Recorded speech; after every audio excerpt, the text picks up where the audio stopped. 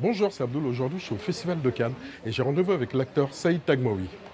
Silence, on tourne. Bonjour, bonjour. Bonjour Saïd. Bonjour. Salut, c'est Abdoul.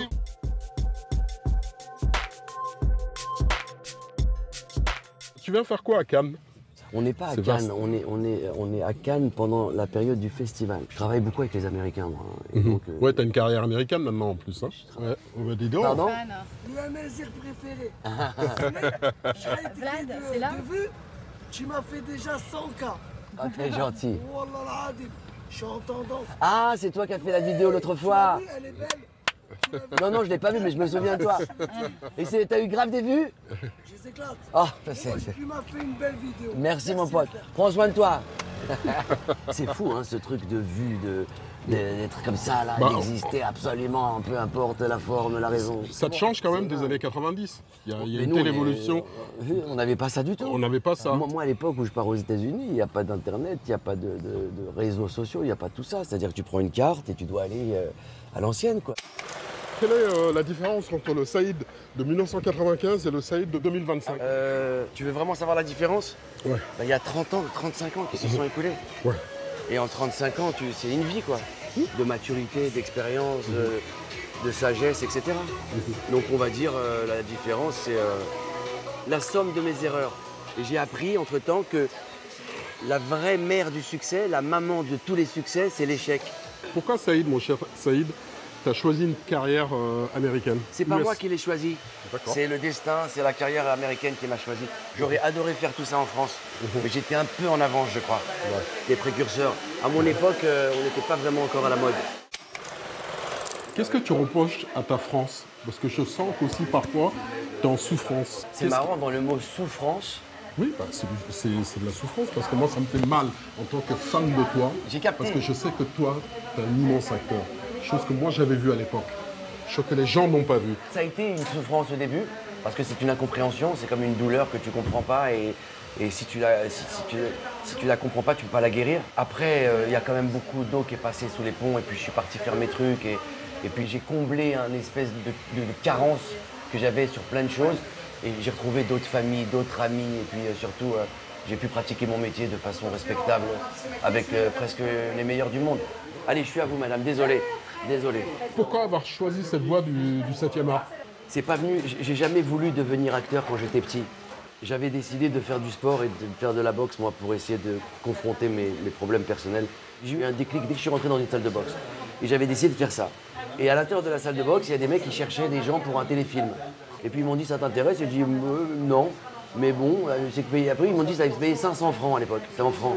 J'ai dit, quoi? 500 francs? Ça m'intéresse. Un Pascal. On est un bon Pascal, et un Pascal, ça voulait dire beaucoup de choses à l'époque. Blaise Pascal, plus précisément. Et donc j'accepte et je me retrouve sur un plateau. Et là, je suis fasciné pour la première fois de ma vie. J'ai eu le même déclic que la boxe, voire même démultiplié. Et après, la galère a démarré. T'appelles ça une galère pendant Ça a été depuis 30 ans? une réalité terrible d'avoir envie de faire du cinéma, d'être d'origine maghrébine en France. À mon époque, hein, il faut remettre les choses dans le contexte. Quoique les choses n'ont pas énormément changé encore aujourd'hui. C'était quoi tes films que tu aimais bien regarder quand tu étais gamin? Tu sais, le premier film qui m'a vraiment choqué sans rien connaître au cinéma, en tant que spectateur môme, c'est La planète des singes. De Schaffner, 68. Quelle claque j'ai Tu pris. sais que j'ai le bouquin sur moi, là. Non mais la musique, Ouais. tout. Eh, c'est pas de la bombe, ça? Ils vont me dire... Incroyable. Attends, il me parle d'un film et j'avais le bouquin. Il y avait Zaius. Cornelius Cornelius. et il y avait surtout Urko. Urko. Qui était le chef des Exactement, gorilles. le chef. Ah oui, mon pote. Est-ce que tu Les meilleurs films. as un acteur préféré? Toutes catégories confondues. Toutes catégories confondues. Est-ce que tu connais peut-être un des plus grands acteurs de l'histoire du cinéma, d'origine italienne, napolitaine, Toto? Si, il a tourné avec Pasolini. Eh sì, purtroppo, amico mio. Toto è per me il più grande attore di tutta la storia del cinema. Il y a un autre acteur que j'aime beaucoup qui est Peter Sellers.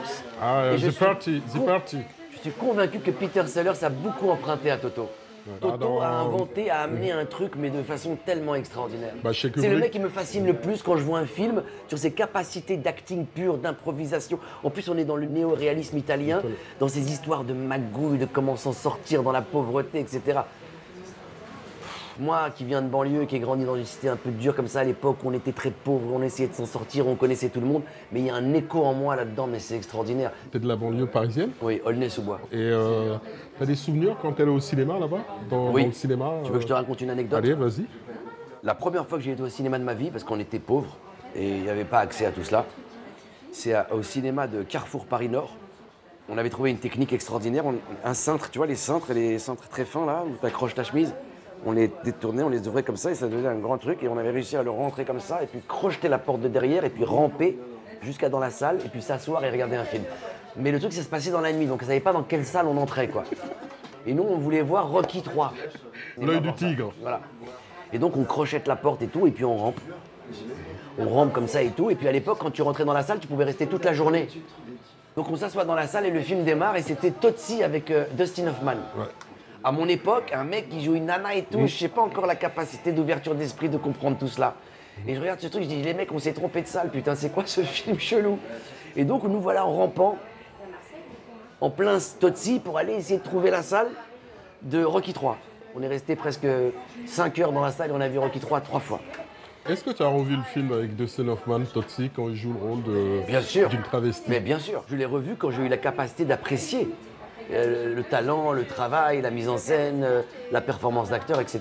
Et tu l'as raconté à Dustin Hoffman quand tu l'as rencontré? J'ai bossé avec Dustin Hoffman sur un film qui s'appelle I Love Huckabees de David O. Russell, Ah, j'aime beaucoup. avec qui j'ai eu la chance de faire 3 films, Il a fait un film sur la boxe avec Melissa Leo bien sûr, et Christian Bale. et Mark Voilà, et Wahlberg. Mark Wahlberg.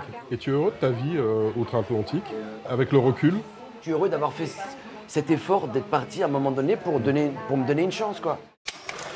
C'était Saïd Tagmaoui dans... Abdul fait son cinéma. Mais- Abdul fait son cinéma. I know. I'm an artist. I am an artist, guys. Give me a chance. I am a professional, guys. Clap de fin.